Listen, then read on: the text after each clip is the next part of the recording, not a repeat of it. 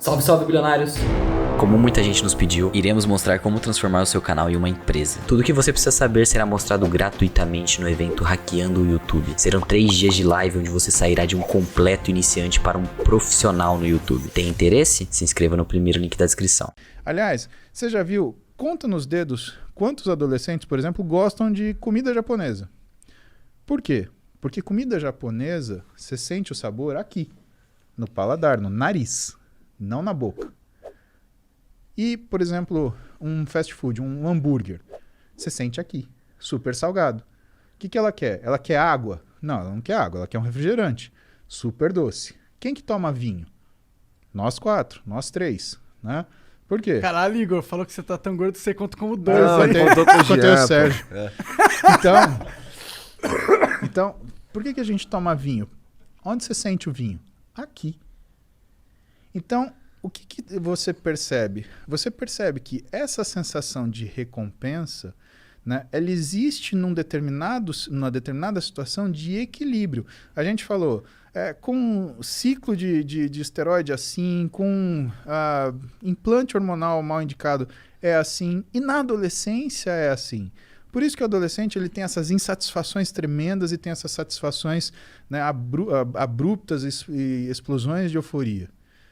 Isso faz com que ele tenha não é uma fragilidade desse sistema, mas uma necessidade dos pais, por exemplo, lidar com os adolescentes de forma a não romper os laços. Por quê? Se você é pai, se você é mãe, você está numa situação dessa, e se você está estressado, cara, você vai querer dar um pega no seu filho, dar um expor, você vai fazer isso, pelo amor de Deus, não rompa o laço. A vida dele é assim, ele está aprendendo a mexer com esse aparelho. Tá? Então o que você tem que fazer? Você tem que lidar de um jeito onde você mantém o respeito, mantém a autoridade, porque limite todo mundo precisa. Né? Agora, não vai gritar, não vai berrar, não vai bater, isso daí não adianta. Que é o que em casa rola um negócio que eu chamo de castigo dinâmico. Eu dou tudo para minhas filhas, mas eu tiro. Ah, você tá de castigo. Ou então, na realidade, eu falo assim, você tá de castigo. As bichas travam que não passa pensamento. Por quê? Porque o castigo não tem data. Quando que é a data? Quando eu olhar pra ela e ver que ela mudou a atitude dela. E não adianta me alisar, agradar, beijo, paizinho. Eu sou o ruim, né? A minha mulher é... Cara, eu queria ser filho da minha mulher. Impressionante, cara. Ser filho da Roberta Carbonari... Mas que tipo de castigo tu dá pra mais nova? Cara, pra mais nova... Então... O castigo o é Igor assim. querendo dicas. Eu quero dicas. Tá bom. Cara, a Duda e a Clara, elas são completamente diferentes. Elas são maravilhosas naquilo que elas são. A Duda tem 17, é uma mulher, né? Ela tem muita iniciativa, ela tem muita argumentação. E ela é uma pessoa muito de agir, né? O que às vezes me preocupa, por quê? Porque às vezes ela considera pouco o que são as consequências das coisas. A Clara, nesse sentido, ela é o contrário. Ela é como eu, assim. Ela é medrosa. Ela não age. Ela pensa.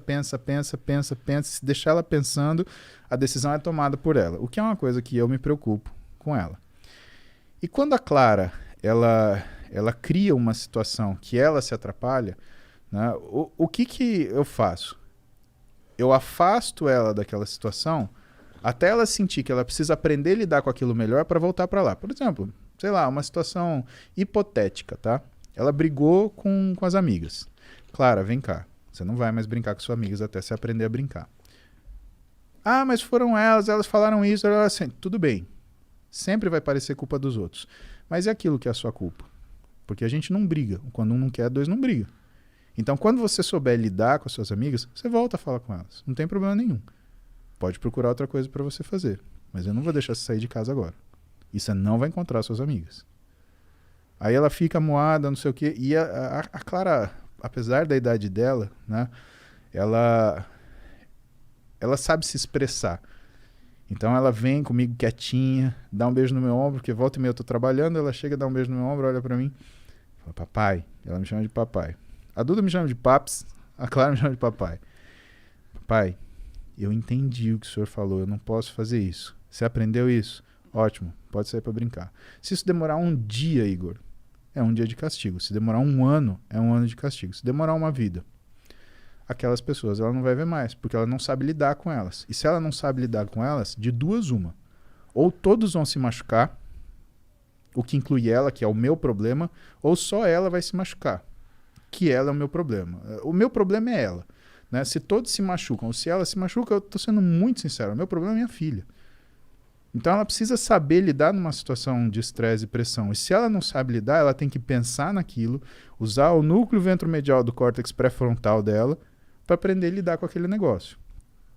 Para a gente falar ainda da questão da percepção da satisfação e do que é a recompensa. Então a gente tem esse equilíbrio. A gente tem a nossa amígdala, que foi o que eu faltei falar para você, que cuida da nossa ansiedade, irritabilidade e compulsividade, né?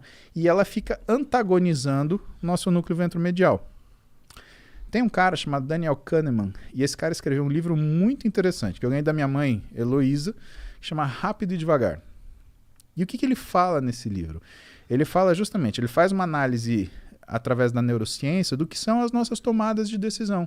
Aquilo que você não pode responder na hora. Se você não precisa se defender de uma agressão imediata, nunca tome essa decisão. Pare. Pense. Você está tirando da sua amígdala, que vai responder com agressão, ansiedade e compulsão. E você está jogando para o seu córtex ventromedial, que vai simular aquela situação, as potenciais, né, complicações, e aí vai avaliar aquilo que vai acontecer. Passagem da história, vamos dar um exemplo disso. Elizabeth I, ela foi rainha da Inglaterra, ela foi traída por uma outra rainha que foi deposta, que era católica. Elizabeth I era protestante. Rei Filipe, que era o rei da Espanha, a Espanha era a potência dominante na época, né? Uma potência navegadora, tinha uma esquadra de navios maravilhosa, né? Extremamente potente. Eles estavam fazendo uma conspiração. Para quê? Para depor a rainha Elizabeth, que era protestante, né? E empossar a rainha, a outra rainha católica. Tudo bem. Ele começa um trânsito de mensagens entre o rei Filipe e essa rainha, né? E eles fizeram isso com um único propósito, de fazer o quê? De que essas mensagens fossem descobertas. Por quê? Porque uma vez descobertas essas mensagens, ia-se saber que, ou ia-se acusar a rainha católica de traição. E a punição para traição ao reinado e à rainha é morte. Rainha Elizabeth, seguindo o que era o conselho dos seus conselheiros, condenou a rainha católica à morte e cortou-lhe a cabeça. Rei Filipe fez o quê? Você matou ou ordenou o assassinato de uma rainha católica. Isso, pela lei do papado, é contra o princípio do seu reinado. A gente vai fazer guerra com você. E ele entendeu isso como uma declaração de guerra. Se ela tivesse parado 1 minuto para pensar e falar assim, esses caras querem que eu mate essa mulher, ela nunca ia ter feito isso. Bom, o que aconteceu na história? Essa história, né, eu não lembro o nome da batalha, mas o fato é que a esquadra espanhola foi em direção à Inglaterra, teve uma tempestade descomunal, afundou a esquadra espanhola e só por isso que a Inglaterra não passou para o domínio da Espanha e se tornou novamente católica à frente dessa rainha que eu não lembro o nome. E por isso que a rainha Elizabeth ela permaneceu. Caramba. Mas isso é um exemplo na história disso. Quem dá cu da sorte aí. Quem dá cu da sorte. Exatamente. E é aquela história. E aí você para pensar. Cara, vale a pena separar 2 minutos para você pensar no que você vai fazer? É. Vale. Quanto isso tempo... mudou um pouco a minha vida, cara. Esse lance de pensar antes, tá ligado?